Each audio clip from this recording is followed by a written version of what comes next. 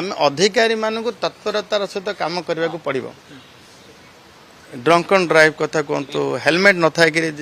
गाड़ी चलवा कथा कहतु गुड्स कैरियर अधिक लोक बोहवा कथा जार कारण हूँ दुर्घटना दुर्घटना को आम केमती रोकीपर अचिरे मनुष्य जीवन चली जाऊँगी अटकेवा केमती तो आमको एनफोर्समेंट करने को पड़ो एवं जो जो बलवत्तर नियम को पूरा कार्यकारी करने पड़ो से आम टार्गेट देइथिलु जे 2025-26 टार्गेट थिला आमको 13,21,000 टार्गेट थिला एतिकी ई चैलेंज कटिबा आवश्यक ताकि सेमाने तत्परता आम टार्गेट को अचीव करिया पे मध्य तत्परता हेबे एवं 14,97,900 ए वर्षर 26-27 पे अछि सरकार लक्ष्य नुह लोक जरिमाना आदाय करवा सरकार लक्ष्य हूँ लोक अमानिया किसी लोक समस्ते नियम पालन करूँ सड़क सुरक्षा प्रति ध्यान दिंतु एवं दुर्घटना जमी एड़े पारे से काम करूँ। सर आप ईवी गाड़ी व्यवहार कथा अधिक कहते किंतु ईवी जो गाड़ी किणुचे तार इंटरेस्ट भी हम कि जीरो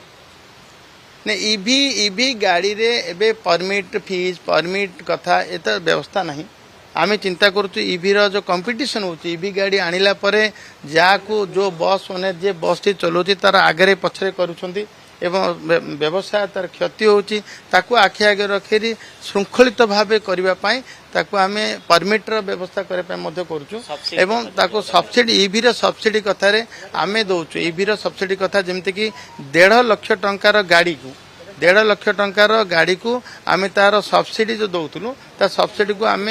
बलवत्तर रखिबो ताकू आम 26 पर्यंत 26 मार्च पर्यंत 28 को ताकू अवधि को बढ़ाऊँ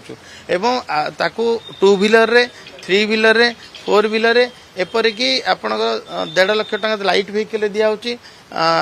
20,000 30,000 दिखाऊँगी 2 व्हीलर रे एवं ताकू जदि आपण 30 लाख टंका पर्यंत मध्य ईवी गाड़ी नेले जो व्यावसायिक भितर जे ईवी गाड़ी नब ताकू हाइवा फाइवा जिते गाड़ी ताकू मध्य आम बस नेले मध्य ताकू 30 लाख पर्यंत मध्य सब्सिडी दि जाउछि एवं ए सब्सिडी को आउरी ठीक भावे श्रृंखलित भाव परिचालना करी ईवी गाड़ी समस्ते कन्वर्ट करंतु ईवी किणत प्रोत्साहन कर।